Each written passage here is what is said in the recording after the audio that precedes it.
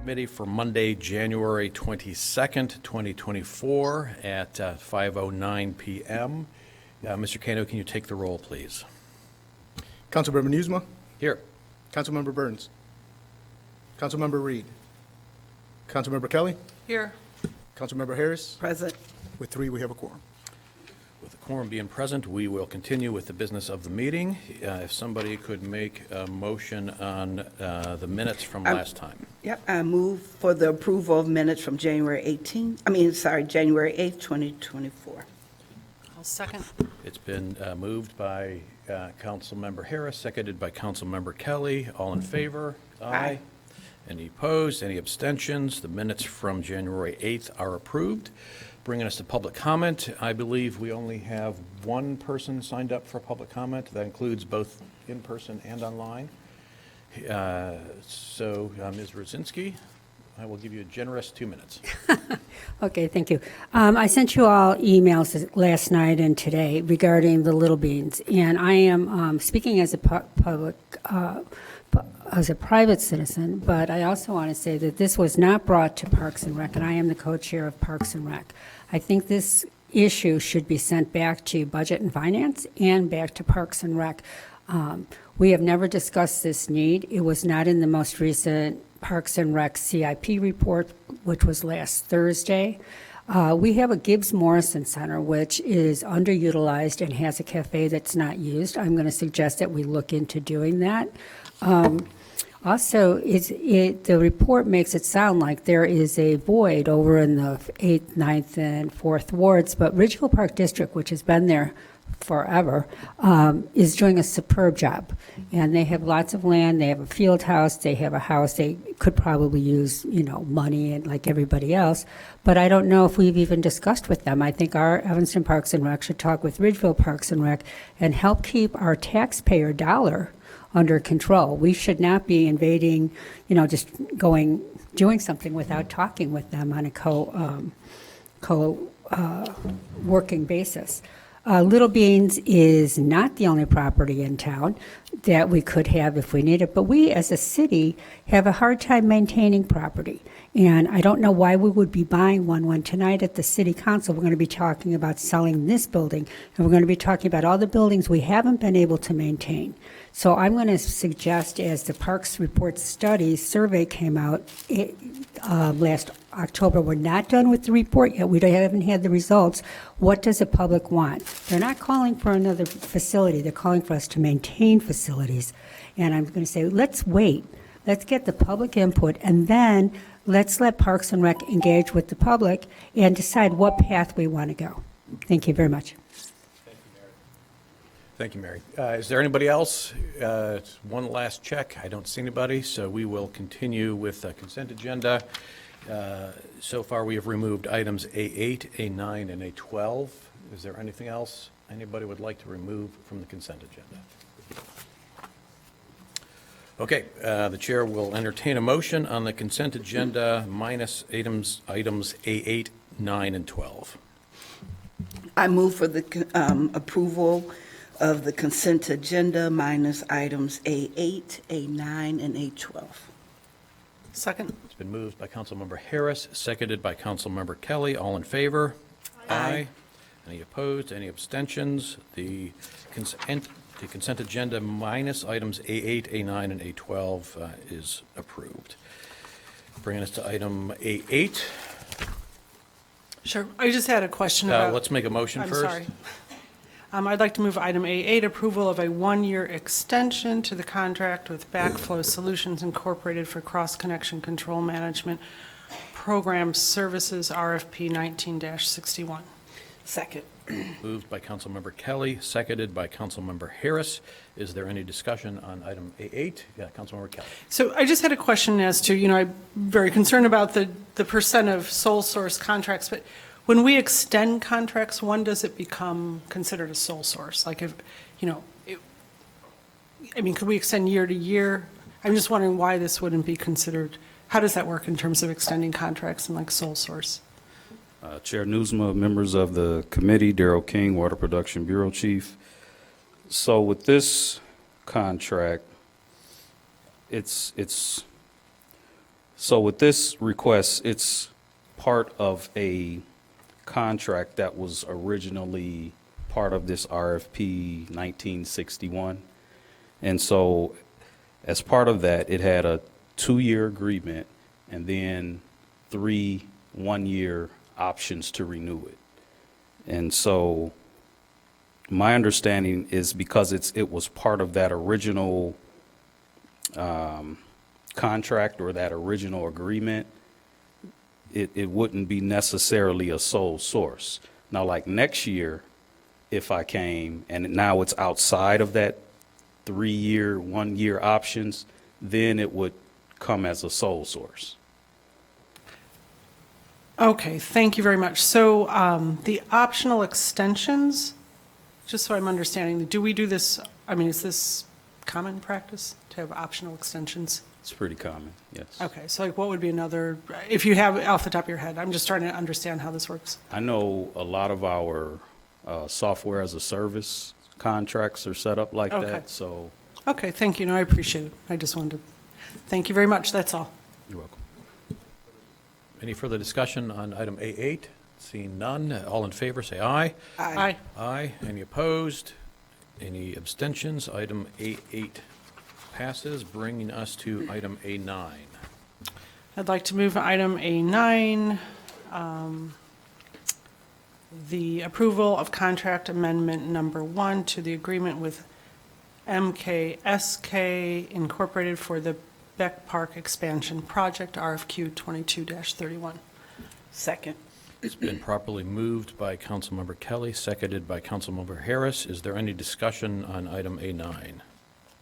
So I just had, again, a comment, a question and a comment, and I think in the past, we've requested not to refer to bonds that have not been issued as bonds, so the general, and I thought we came to that agreement. It says here that it would be paid for through the 2023 general obligation bond.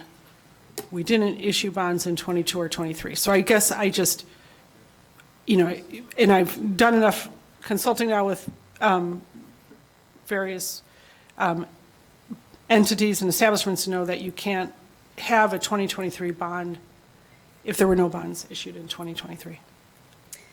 Hello, my name is Laura Biggs. I'm the city engineer. So when we budgeted, we called it 2023 bonds, and then the staff put together a 2023 GO bond resolution, which gave us authority to execute projects against a future bond sale. And we have not come up with another name for that money, but in the resolution that gave us the authority, it was called 2023 GO bonds. So we keep naming it the same thing to provide that tracking for the auditors when they come through and do the audits of the budgets to make sure that all the funding is in line. That way, we've left a trail of breadcrumbs for them to follow the bonds. So again, I'm just going to ask, because I know in some cases in 22 and 23, there were some projects that were going to be paid for with bonds, and I know we recommended and we moved forward with using surplus funds instead of bonds. So I'm not saying in this case that's the case, but I think we can't call them, anyway, I would ask that we find another term. We call them from 24 bonds, because since we didn't use them in 23, then say it's expected to be used from funds. Since we did not allocate bonds in 23, we have to find another way to refer to this, because there is no such thing as a 23 bond in Evanston. There's no such thing. I know about the resolution. I've read those carefully. I know that we passed resolutions, but then we didn't. Fortunately, it was great because we made a significant dent in our debt, but I would ask that we not make reference to bonds that don't exist and will never exist. We will never have a 23 bond. We're making reference to a label funding source that was approved as part of an adopted budget. If there is an official council action that changes the name of the funding source, for example, when we designate surplus funds to be used instead of bonds, then we can call it something else, and that it can be followed through with the auditors. But right now, it has a name, and until an official name, another name is given to it, then I need to keep that trail for the audit, or they But this come suggests after we had a us? hearing, like we had a bond hearing. We never had a hearing, so there, I mean, this just is very misleading to call, it suggests that we issued a bond in '23. It suggests that there was a bond hearing. You could say funding as designated in the resolution, but I don't think we can say funding from the bond, that's all. I just think it creates a lot of confusion for the public. Okay, Thank you. thank you. Councilmember Harris? Okay, I do want to weigh in and make a point which has been made before and I think has already been taken to heart, but and I'll repeat this just for the record. I want to note that with the approval of this contract, we will ultimately have spent almost $300,000 before any shovel hits any dirt in redoing this park. And I think we can spend our pre-construction money more wisely by bringing services in-house, and we have budgeted for a new landscape architect, which will allow us to, reduce the pre-construction and conceptual design expenses for park improvement projects like this. I think, and this is nothing against MKSK, they're doing a great job. Maybe we don't need to pay for quite as much quality and service as they're providing. 3 public engagement meetings leading up to a park design, maybe 2, at least 1 for sure. But I think we can tighten up on the conceptual and pre-construction expenses. So, having said that, any further comments on item A9? Seeing none, all in favor? Aye. Aye. Any opposed? Any abstentions? Item A9 passes. Bringing us to item A12. Okay, I'll move item A12. Does it have to be moved? It does have to be moved. It's been moved by Councilmember Kelly, seconded by Councilmember Harris. Is there any discussion on item A12, which, for the record, is Resolution 7R24, authorizing the city manager to negotiate and execute a contract for the purchase of real property located at 430 Asbury in an amount not to exceed $2.6 million. Is there any discussion? Councilmember Kelly. Sure. I'd like to reiterate some of the points made by Ms. Rosinski. I cannot support this proposed purchase of this building at 430 Asbury. To begin with, the proposed expansion of Parks and Recreation properties never came to Parks and Recreation Board for discussion, as I understand, or input, and was even brought up. This was never even brought up during the budget season. Parks and Rec Board met just last week, and yet there was still no mention of this proposal. This plan was developed without public direction to guide the proposal. We have a lot of priorities. This was not one that we mentioned during our budget season. And even when you look at the preliminary finding report survey that came back, responses show that this was not a priority or a need that was expressed. In fact, the results show the highest support, the highest percentage support of over 70% shows support for focusing on daily maintenance of existing parks and facilities and on improving existing parks infrastructure. So that's how the public weighed in so far. So I can't support this, and I think we also do have Gibbs Morrison, which I agree is underutilized, and it is already equipped to become a cafe. It has a kitchen, it's close to the Ecology Center. We could hold temporary classes there. We could also work on having our newly hired food coordinator make that a profitable space before embarking on yet purchasing another building to create another space. I think that at Gibbs we could have a great food service providing, serving to kids after school and not closing as early as is proposed in this proposed project. And I think it's also really important to note that at the last Parks and Rec meeting, I believe Ms. Biggs stated that there wasn't sufficient funds to carry out the necessary repairs for the Chandler Neuberger Center, yet we're being asked to consider buying a new building. We hear a lot about how many of our parks are in disrepair, but that we lack the funds to do the work. So if there's not money for these repairs, then certainly we should not be spending money on a new building. The expansion of this property has never been noted as a priority, the expansion of Parks and Rec property. And I don't think it should be considered unless we have a well-considered and publicly vetted plan. I believe there was a study for over $200,000. I think it was amended and it's higher than 200 now. I think we're waiting on that still. We should certainly be looking at those results of that assessment before even considering such an expensive proposal. It's also very important to note that this proposal would take over $70,000 annually off the tax rolls, something that we should consider very carefully, if at all. And aside from the statement about Parks and Rec not having sufficient funds, disruption to the gymnastic, in terms of repairing Chandler's, disruption to the gymnastics program was also noted as a reason offered for not starting on the needed repairs at Chandler Newberger. There are many options that we should be looking into to continue these programs during these needed repairs without purchasing new property. We have a beautiful new rec center at Robert Crown, just 6-7 blocks away from 430 Asbury. There's Fleetwood Jourdain, there's the gymnasium at Noyes Center, and there's ETHS, which already operates a junior wild kit gymnastics program, and I've already been discussing with them to see if there's space available to temporarily locate some of our programming. All of this really needs to be explored before talking about purchasing a new building. There are temporary relocation options that we need to explore without planning this big expense.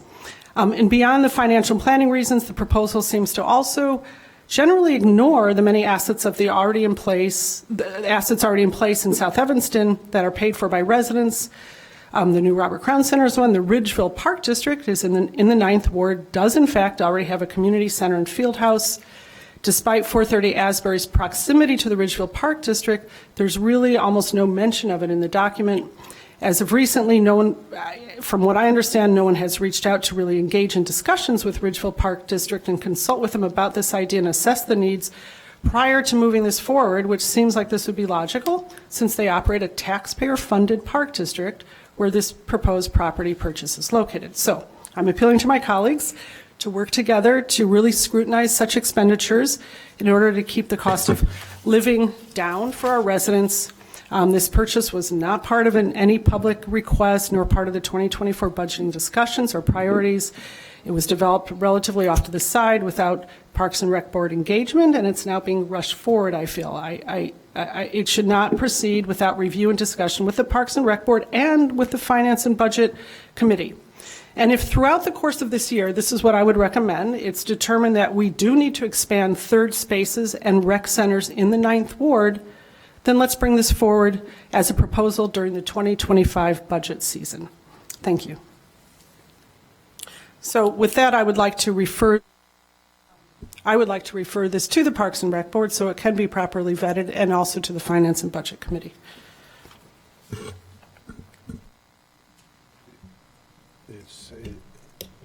Councilmember Kelly, is that a motion?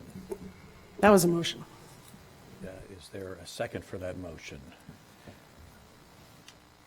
That motion fails for lack of a second. Councilmember Harris. Hello, I was just wondering if I could call up Director Thompson to talk to any of these things while she's working her way up. I know there was a mention of taxpayers and not increasing tax dollars. I need to remind us we did not increase taxes. The city of Evanston did not increase tax levy this year. So we keep talking about taxes as if up here we've raised taxes. We have not. That has been educational and other entities that take dollars from city residents. So I want to be clear on the record that the city of Evanston did not raise taxes. Thank you. All right. Good evening, APNW committee. So there was a lot. So let me see if I can go through much of this. Audrey Thompson, Director, Parks and Rec. So a part of this is that it did not go to the Parks and Rec Board. It went into exec session for, of course, many of the reasons that we go into exec session. It is not under the purview of the Parks and Rec Board to purchase or lease property. And so this, of course, was not taken, but taken to city council members in order to just gauge if there would be much of maybe some opportunity for us to take advantage of this property. Understanding that we never went or sought this property, we found an opportunity because of Little Beans and the closing of Little Beans. So why we aren't, and I won't even say why we're not working with Ridgeville. Again, this came pretty quickly. And I think it would be hard for me to say that we don't owe Ridgeville the same services and programs that we have. They pay property taxes to Ridgeville and to the city of Evanston. And so when we're programming, we're not programming minus Ridgeville. So we're not saying that Ridgeville, with the $1.2 million that they have in their operating expenses, that they only need to program for people who live in Ridgeville. We have a higher duty, and that is, of course, to program for them and to make sure that they have programs that are really close to them as well. There were some other, if you can kind of give me. Yeah, so I guess I want to say, well, for one thing, I think Parks and Rec can also meet in executive session, correct? They could have discussed this in executive session. If the things that are available through the Open Meetings Act is under their purview. Right. None of those things are under their purview. I mean, for us to as the discuss. city council met, you're referencing city council meeting in executive session about expanding the Parks and Rec properties. I think that also Parks and Rec could have had this discussion. I would feel better if Parks and Rec had had this discussion about expanding the program. And again, I think this just simply is not, we can want to do this, it's great, but we can't just spend money on everything. And I would say, if this is, like I say, through the course of the year, something that becomes a priority, then I think we should fold it into the budget discussion for '25. I certainly think Chandler has a great program. I think if we need to shut down Chandler or the gymnastics program for a while, I think there are many other options for continuing the program with many other, spaces that are available in Evanston. I just don't think this is the moment to buy another building. And there is a gymnastics program that was mentioned. I think it's KIT. So my understanding, even by Yelp, is that is permanently out of business. Even when you pull up their website, it states that they are looking for a building to have gymnastics.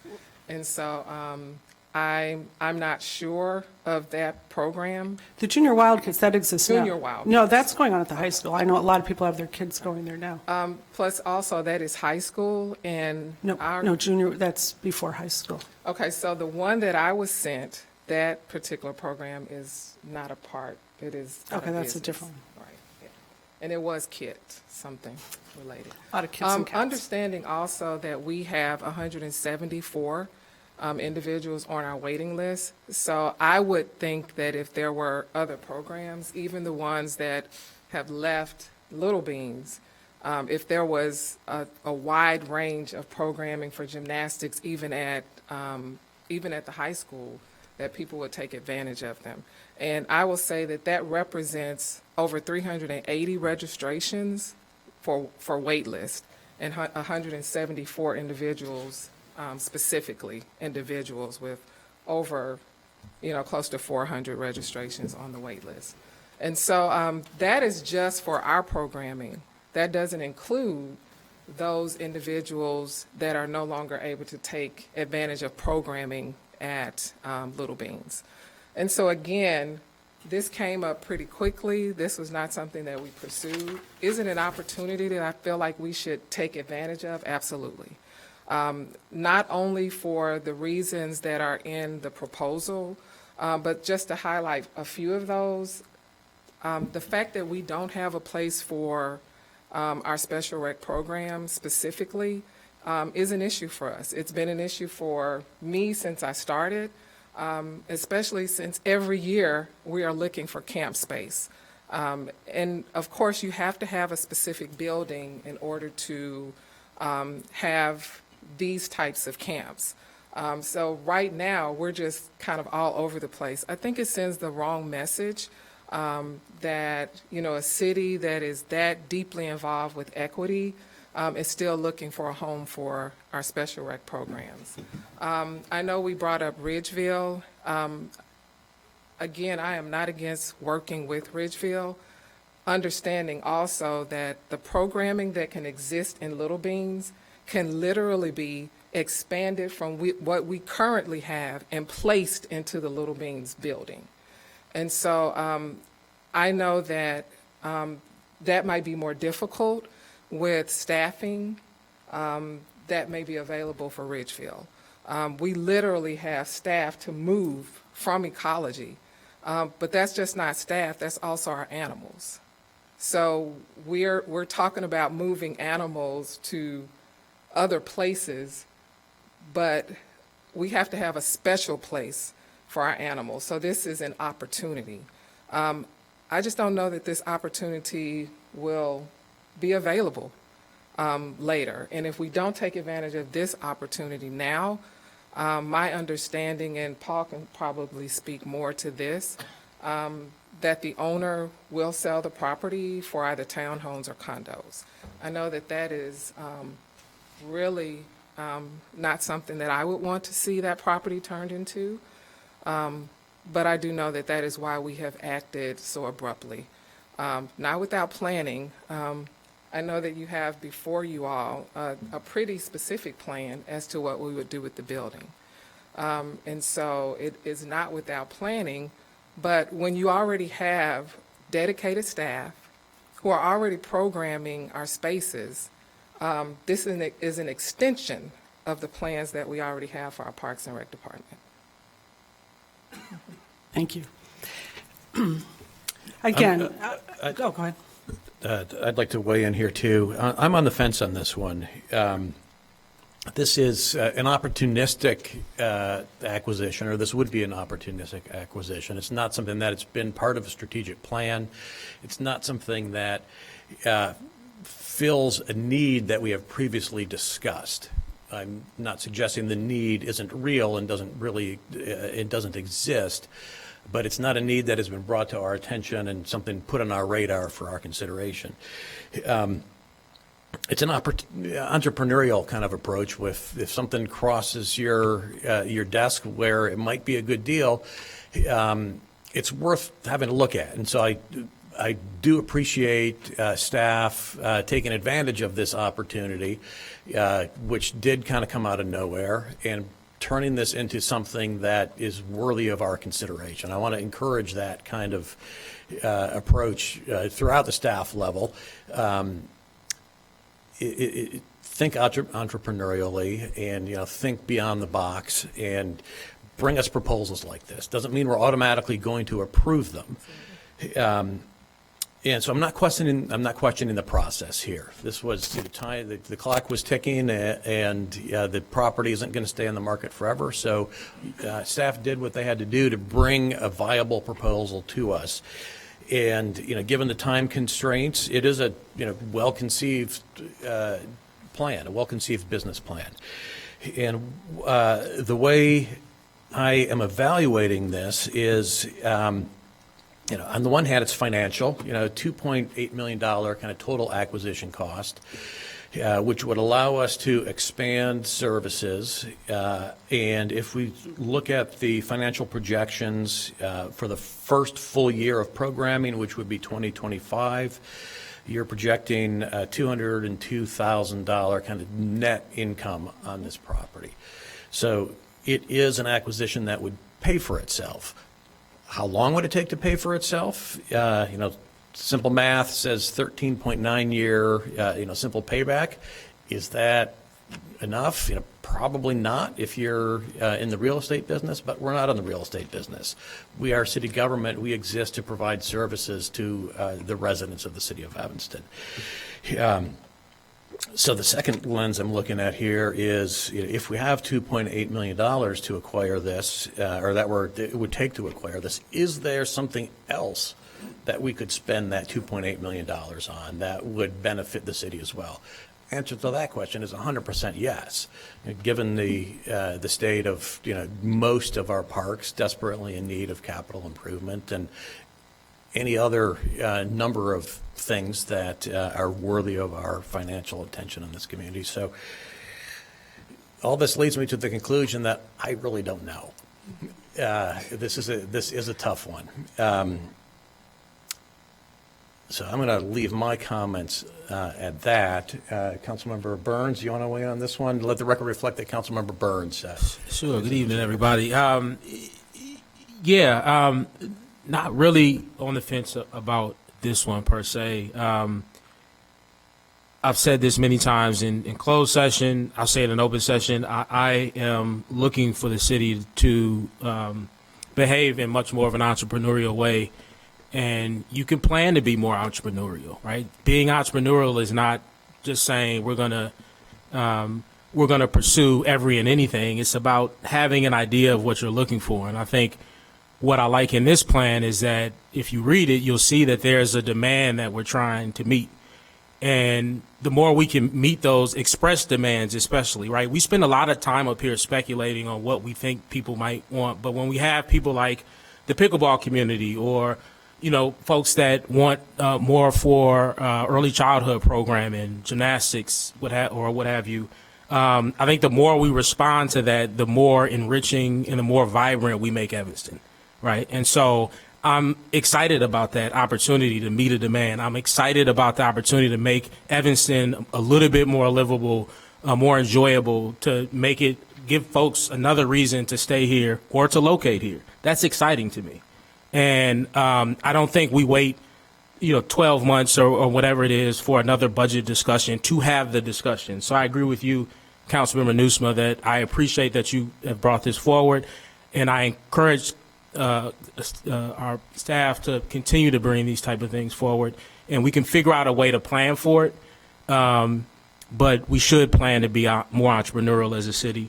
In terms of the Parks and Rec boards, I'm on the fence of whether or not it's within their scope. Their role is certainly to help with operations. One could say that if you add another facility, that's going to impact operations, but also don't feel like these type of deals should be negotiated in public. I've said that many times. You wouldn't do it if it was your home, if you were pursuing buying a home, you wouldn't tell any and everybody about negotiations that you were having with a landowner, and it doesn't make sense for the city to do that as well.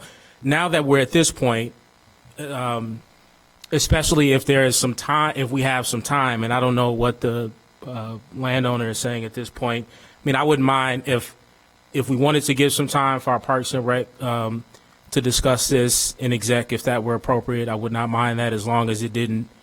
There was no risk of us losing the opportunity.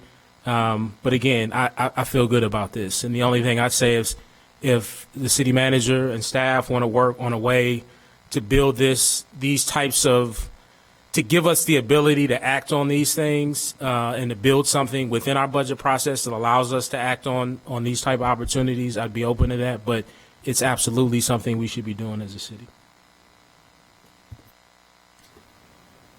Thank you. Councilmember Kelly. Yeah, I think I heard among real estate friends say there's a rule in real estate that is there's always going to be another building. Like, don't get emotionally attached. And I think we just, again, if this, seeing this opportunity led us to rethink our gymnastics program or our Parks and Rec program, that's fine. Then but this has to be vetted properly. These are taxpayer money. We aren't in the speculative real estate business to be venturing that, okay, we can do this, we'll probably buy it and then make it back after 10 years. I think, again, it's interesting to think about, and it's glad this has come out and we've been massaging this concept. But then I think if we've decided that this really is something that we need to do, again, it needs to be properly vetted. Money should be set aside for that potential purchase of expanding the Parks and Rec property. I don't think it's appropriate right now to, when that $2 million should be used to do repairs at Chandler's and other places, that we're using it to invest in a new building. That doesn't reflect what we're hearing from residents. That doesn't reflect what the survey told us. They said, please invest money. Primarily, they wanted to see us do a better job of maintaining our existing facilities. So Again, I think because it's an opportunity, doesn't mean we have to get stressed out and buy it. I think it can simply have been an opportunity to become informed about what if we were to do something like this. This doesn't mean we need to buy it. So again, I ask that we do not move forward with this, but that we consider either refer to so that it's properly vetted, not just rushed through like this, or I would ask that we vote it down for now and bring it back during the budget season. Thank you, Councilmember Kelly. I'd like to stay on track for a 6 o'clock council start, so if we could bring this discussion to a close fairly quickly. But Councilmember Burns, you're seeking recognition? Yeah, I don't know what real estate people you talk to in Evanston specifically that are knowledgeable about commercial real estate that would say there's always another building. That is absolutely not the case in Evanston, and I know that for sure. If you're trying to find a commercial space of a certain size, certain location that's built out in a certain way in Evanston, it will not always be another building that you don't have to put a ton of money in to retrofit, right? So that, I just want to correct the record there. I would propose that we move this forward at least to the full council to consider, and so that's what I would ask. All right, I'm gonna go ahead and call the vote. Councilmember Kelly, Just a quick comment. We do. It does require a new roof. We're going to have to buy a new roof for it. I don't know how great the space is for gymnastics per se, and that equipment is probably pretty old, that we're talking about putting down over $100,000, I think, to buy the existing equipment. I just think we're trying to make this fit, and I don't think this is the right way to, the responsible way to work with our taxpayer dollars. Thank you. Okay. Mr. Kano, will you call the roll on this, please?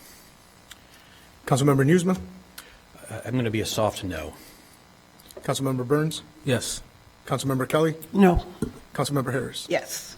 By a vote of 2-2, this item will pass to council with a neutral recommendation. There being no further business to come before this committee, I will adjourn the meeting at 5:45, and City Council will start as scheduled at 6 o'clock.